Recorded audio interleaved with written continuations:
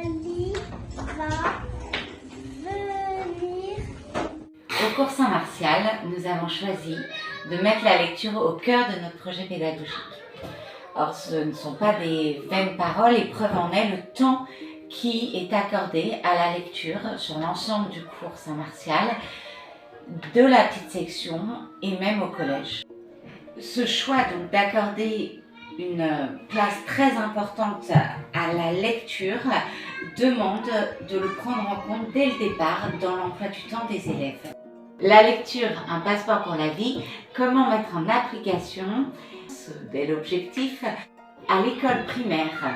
Cet apprentissage de la lecture se fait dès la petite section où les enfants vont déjà apprendre le sens de la lecture, à découper un mot, à entendre et reconnaître des sons, à prendre conscience avec leur corps de certaines notions de base qui vont être indispensables après pour mettre les lettres dans le bon ordre, dans le bon sens par exemple.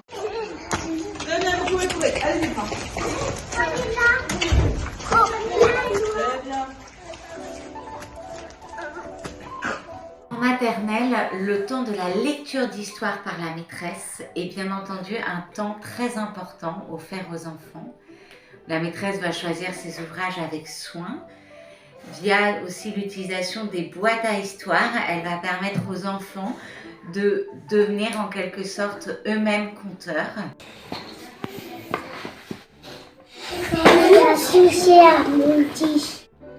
Il y a aussi un temps où les enfants sont invités à prendre tout seuls des livres, à les feuilleter de manière autonome pour les mettre en contact avec l'objet livre et déjà leur donner le soin du livre, leur apprendre à tourner une page, à ranger un livre dans la bibliothèque, leur apprendre que cet objet est particulier et a quelque chose de précieux.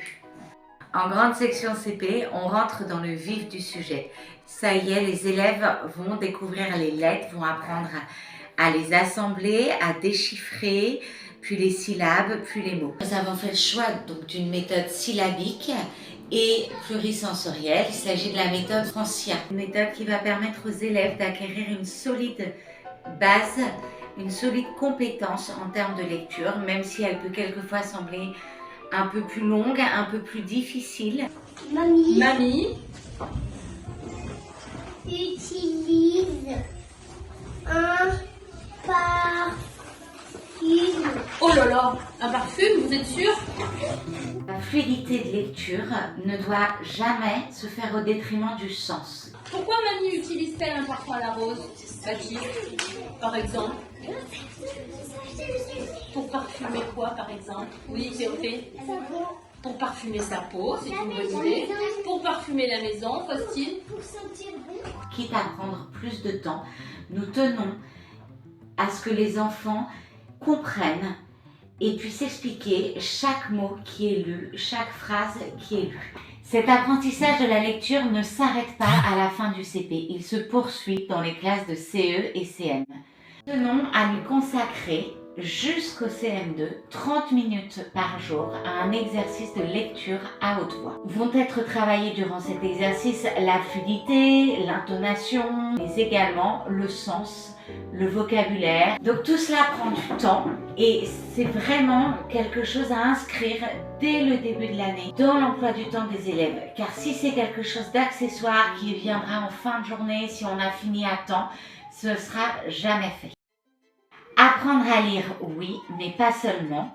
Il faut dépasser encore la compétence uniquement scolaire, la compétence du programme et donner le goût de la lecture à nos élèves.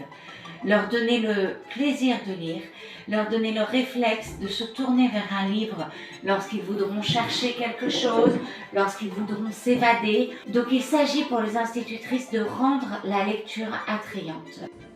Pendant que je lis l'histoire, que je raconte l'histoire aux enfants, je leur permets de dessiner, ce qui leur permet de fixer leur attention, de développer leur imagination et ainsi de constituer un petit livre qu'ils auront à la fin de l'année où ils dessinent ce qu'ils entendent. Cet exercice est vraiment très intéressant pour donner le goût de la lecture et pousser l'enfant à s'intéresser au livre. Au-delà de ces temps réservés à la lecture dans l'emploi du temps, Nous avons voulu cette année mettre en place quelque chose d'encore plus stimulant pour nos élèves. Nous l'avons appelé le rallye lecture.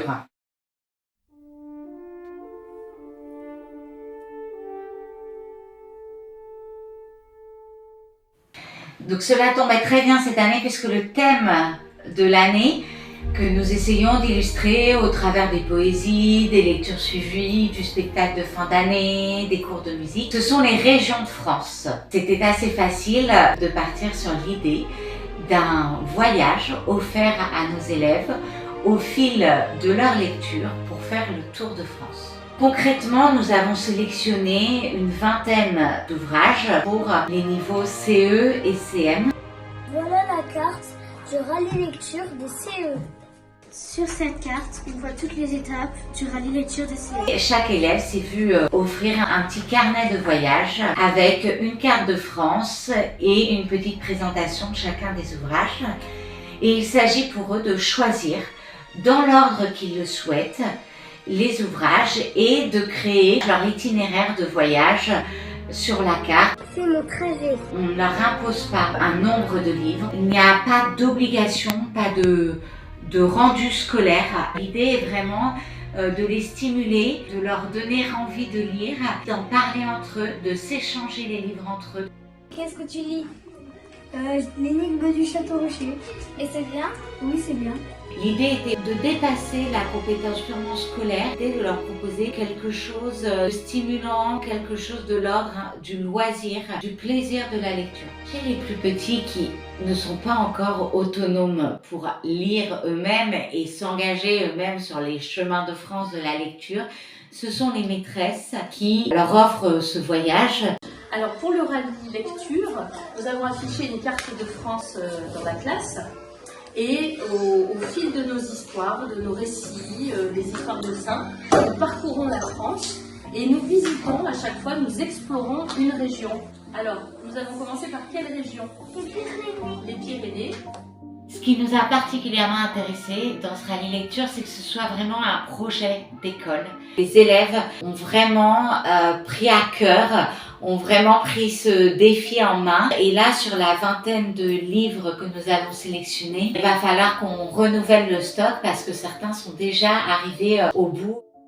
Dans les perspectives ouvertes par ce rallye lecture, nous avons pu amorcer une réflexion autour des bibliothèques de classe. Déjà, le rallye lecture nous a obligés à acheter de nouvelles références, donc c'est une bonne chose chaque année de renflouer, si je puis dire, un peu les bibliothèques de classe pour vraiment proposer à nos élèves un panel assez riche et divers d'ouvrages que chacun puisse, en fonction de ses goûts et de son niveau, y trouver de quoi le satisfaire.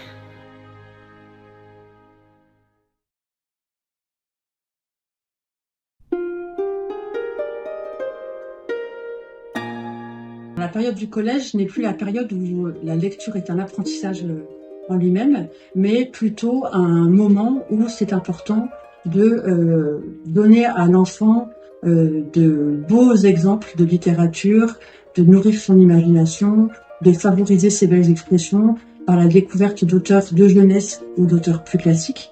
Chaque vacances scolaires donne l'occasion de faire une fiche de lecture, c'est-à-dire que selon les niveaux de classe, les élèves ont le choix entre 2 œuvres de littérature et ils doivent à la rentrée rendre une fiche de lecture. Dans cette fiche de lecture, ils doivent faire un résumé du roman qu'ils ont lu, mais aussi construire un avis personnel, ce qui leur permet d'apprendre à éveiller leur esprit critique et à donner des arguments pour ou contre la lecture de ce livre et ainsi pouvoir proposer à leurs camarades de différentes œuvres de jeunesse ou plus classiques. En plus de cela, pour que la lecture reste vraiment un plaisir personnel et individuel, pendant la semaine, lorsqu'ils ont terminé leur journée de classe, ils ont rendu tous les services qu'ils devaient rendre au collège, eh bien, il leur reste toujours un peu de temps, 15-20 minutes, pour choisir un livre chez eux ou dans notre bibliothèque. Et puis, ils ont un temps de lecture buissonnière, c'est-à-dire un temps de lecture gratuit où aucun travail n'est demandé. Et c'est à ce moment-là qu'ils peuvent échanger sur leur goût.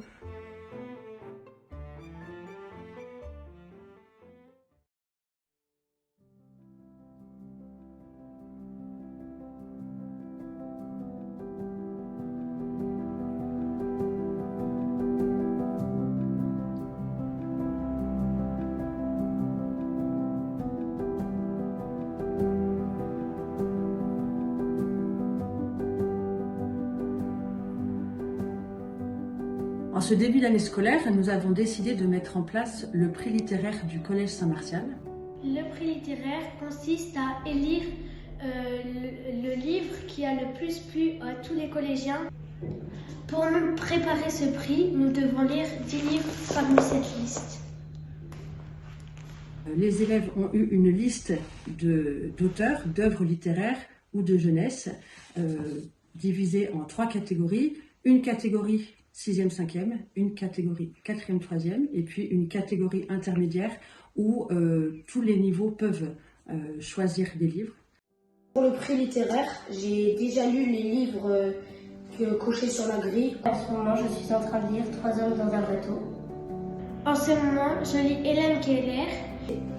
Et j'ai lu du coup un ROR et on doit faire dessus un résumé et un avis.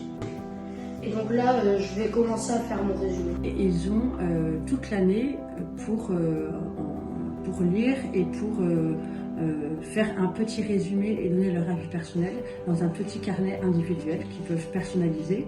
Et au mois de mai, nous aurons un goûter littéraire, c'est-à-dire un petit moment sympathique où nous partagerons sur les œuvres qu'ils ont tous lues.